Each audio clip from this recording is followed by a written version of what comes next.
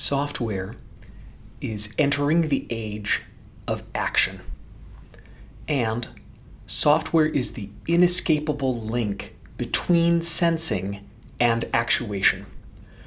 All sensor values and all actuation commands are quantified using physical units. Hi, my name is John Paul Orr, and I'm happy to be here at IROS. Bonjour. Today I'm going to be talking about incorporating real-world semantics into program analysis of robotic systems. During graduate school, I built and fielded mobile robots for environmental monitoring applications, especially flying robots over water. And in the process of doing this, I learned some hard lessons about the relationship between software and hardware. But then again, my advisors told me that field roboticists probably wouldn't take a person very seriously until they had lost a real robot. So, as an outcome of this, I started to look at questions that had to do with how does the real world relate to the software, and how do the software fail in ways that are specific to robots? So robots are embedded in the real world in the context of physical units. These quantities, masses, lengths, and times represented by kilograms, meters, seconds, moles, amperes, Kelvin, and candela. And as you know, these have a constructive quality where you can multiply and divide the 7 base elements in order to construct compound elements like meters per second, or more complicated things like forces. And all of these physical quantities that we can represent with physical units are all captured by the SI system, with a small asterisk on a few things in quantum physics. So when developers write code, they have to have a representation of these sensor values and actuation values, real-world values. And they do this with, here in this example, you've got 4 variables, which are doubles, double type. And you have dist, which in the real world is a distance, dt, which in this code example stands for delta t, it's in seconds, radians per seconds, and meters per seconds. So what's going on in this code is that the developers are adding together radians per second and meters per second. And this is a violation of the rules of dimensional analysis, which is to say that you're not supposed to add or subtract apples and oranges. Should be apples and apples or oranges and oranges. We call this an addition of inconsistent units. And by the way, all the code examples I show today are from open source robotics projects that were found using the tools that we've developed to detect these kinds of inconsistencies. A second kind is when you have a comparison. So here, this twist.linear.y is it's a compound data structure with a Ross message type of twist. And twist, this word, is used in robotics canonically to mean linear and angular velocities. So Ross has created an object, a message object, with attributes linear and angular that represent how things are moving in a straight line or rotating. And here there's a comparison between these two quantities. And this is an inconsistency. You're comparing inconsistent units. A third kind is we have a data structure here at the bottom, which is also a twist message that is intended to represent by the community. Ross expects that a twist message will represent velocities, but the authors of this code are storing a quantity inside an attribute that's supposed to be meters per second with something that's in meters. And we call this the assignment of multiple units, because at different points in the program, the same variable means different things in the real world. So all of these examples are rather simple, but the reasoning that developers have to do about how this works can become kind of complicated. So this code, notice that the line numbers have gaps in them, so there's actually code in between here that complicates this more than this. And down on the bottom line, 576, there is an addition of inconsistent units. And the flow of data, to reason about this, you need to combine and analyze all of these pieces, and it can be hard for developers to always get this right. So, what are the consequences of these kinds of errors? In the real world, the consequences can vary. They're on a sort of a spectrum. So, for example, in 1999, there was a space probe sent to Mars. It was sent an actuation command in imperial units, but expected it in SI units, because there were two different software teams, and at the interface of those two software teams, there was a miscommunication. So the thrust was wrong. It didn't decelerate correctly as it was flying into Mars' atmosphere. It actually overcorrected and then came too steep an angle and hit the surface. And hundreds of millions of euros and dollars were lost in about 7 minutes. So very expensive. Meanwhile, back here on Earth, this is an entertainment robot called Megabot, and one of the developers of Megabot explained anecdotally that a command was sent to the chainsaw robotic arm in degrees per second of 10 degrees per second, so not too fast. But the code was expecting radians per second. So 10 radians per second is very fast. So it made a very aggressive maneuver. And it just happened that they only discovered this when it was on the real robot actually actuating. So what can be done? And some of you who have eagle eyes or understand things about type systems will recognize that isn't this a solved problem? All the way back in 1977, Michael Carr and David Loveman said, hey, let's create a type system supported in the programming language where the type of the variable itself corresponds to the physical unit or the meaning in the real world. Then we can just do static type checking and data flow analysis, which is then based on that, we can find out for sure whether or not the code is correct with respect to physical units. But there is this quote that's something like, in theory, there is no difference between theory and practice, but in practice, there is.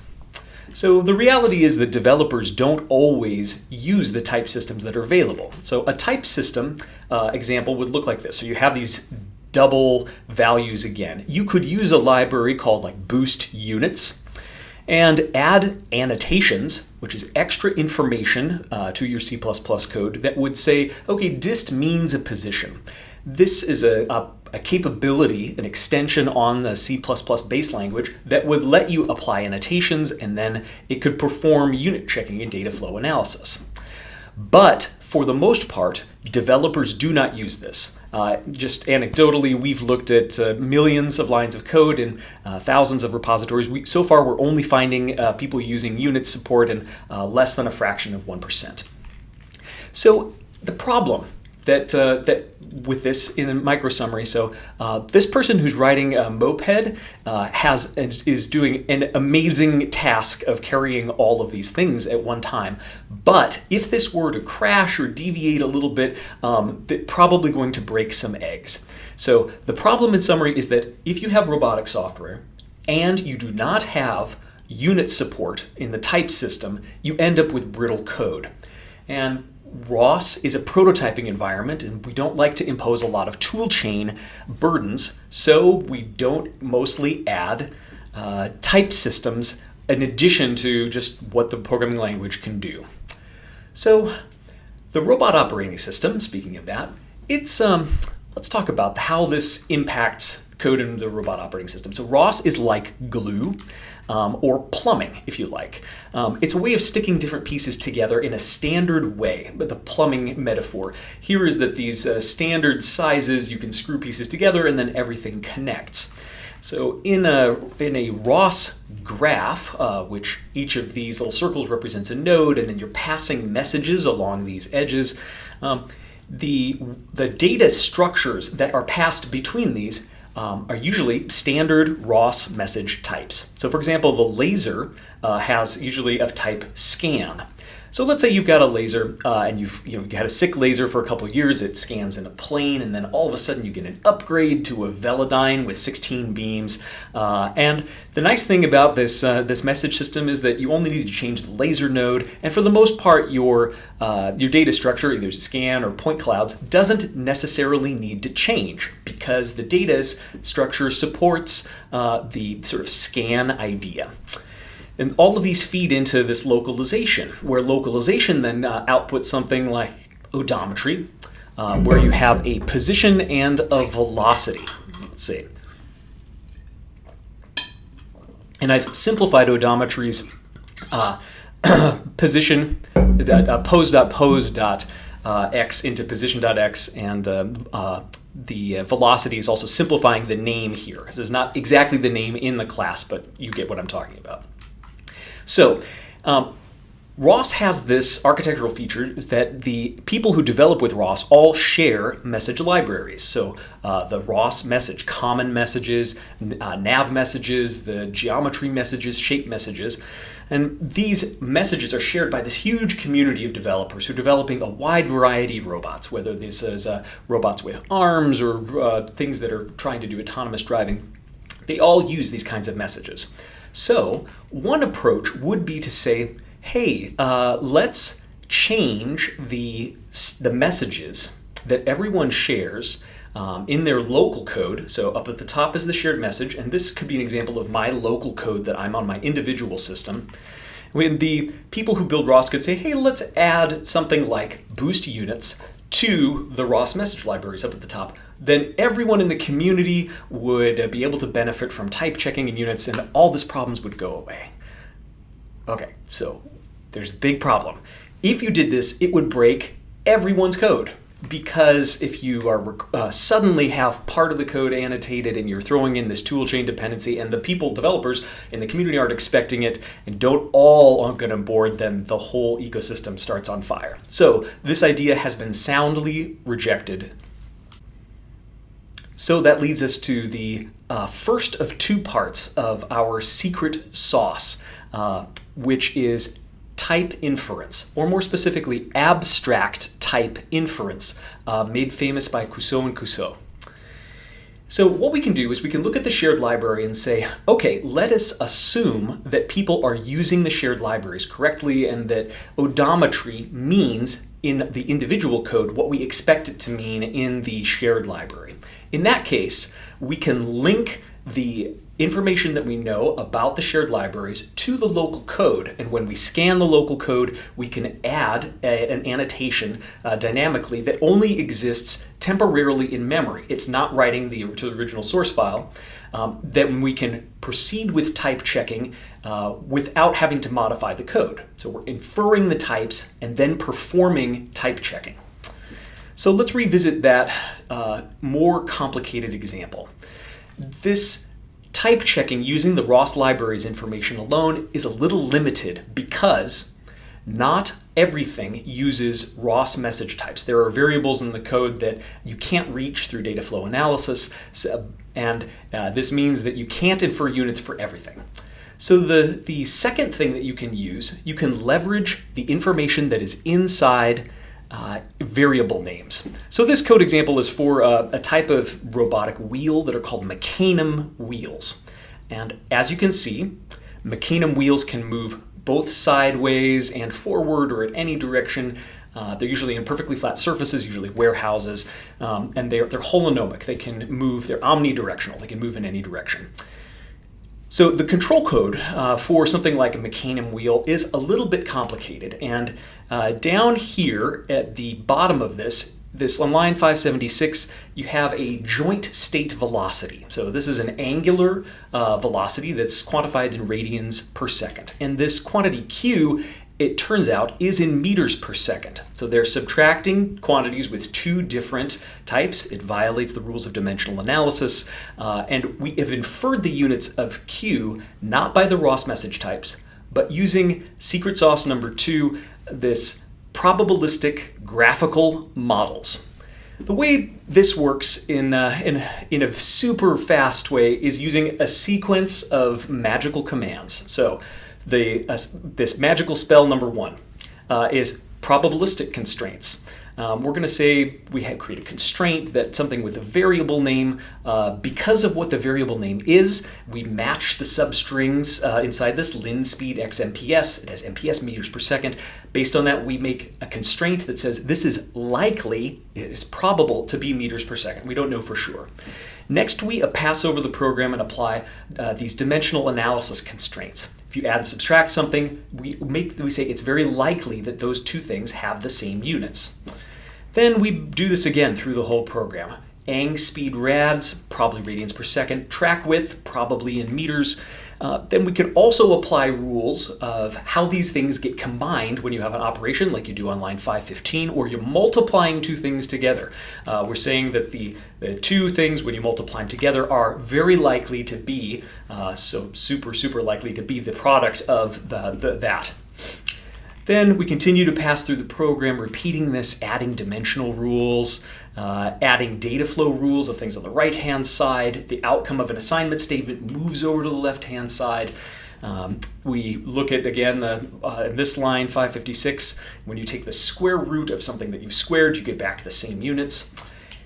Then you end up with this set of probabilistic constraints. And now I'm just going to move all of these over to the side so that we can look at them.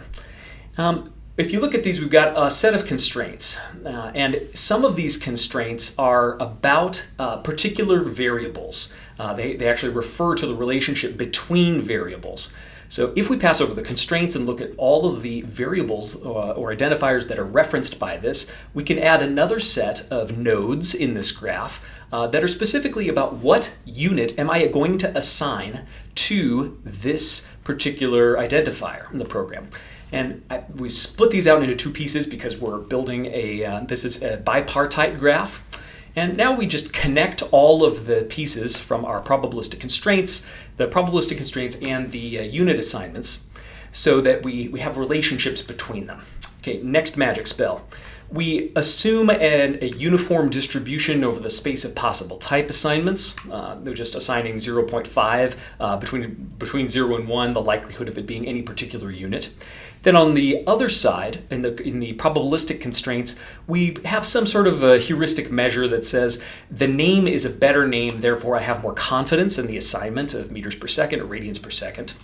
And then we say we have a little more confidence in the dimensional rules, the dimensional analysis, and we have really high confidence in things like assignment statements and multiplication statements, how these are combined.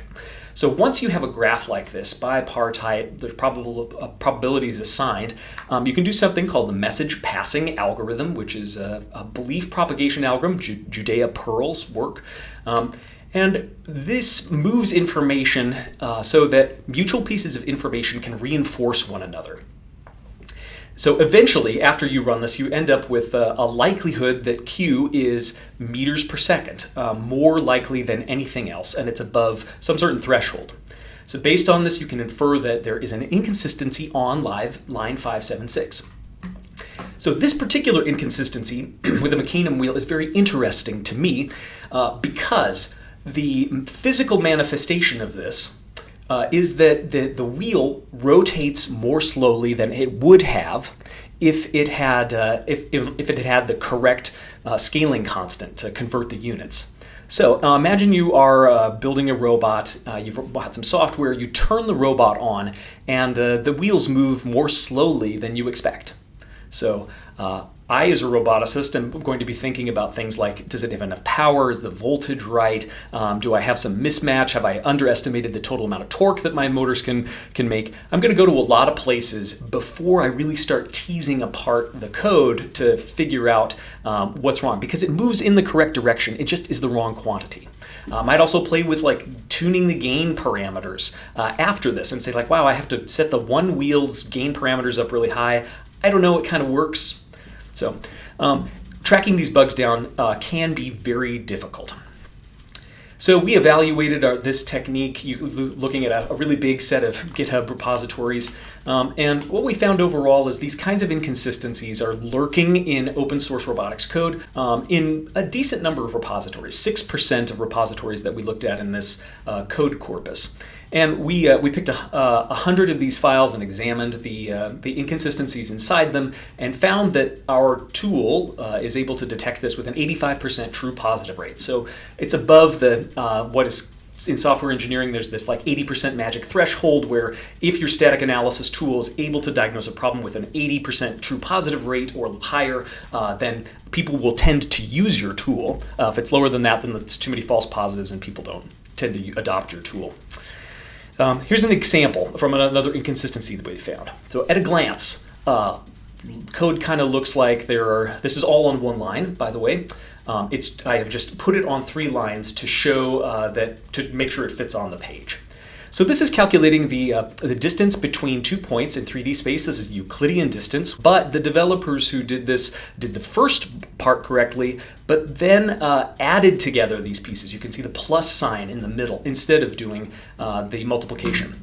This is on a real robot called the Romeo robot from Aldebaran, and it was inside their test suite. So this code is really interesting to me because at the scale of the robot, the robot's kind of like a little smaller than human size, this particular value has a coincidentally correct value around 2 meters. So if you're testing this kind of in a space, your test code might pass coincidentally because of the scale of the robot that you're using. So this means it works on your robot, but you try to share this code and they put it on a smaller robot. All of a sudden this test fails and you don't know why. So there are some caveats, some challenges and false positives. Dot and cross products are places where you multiply things together and you get back the same units, even though it should be the unit squared.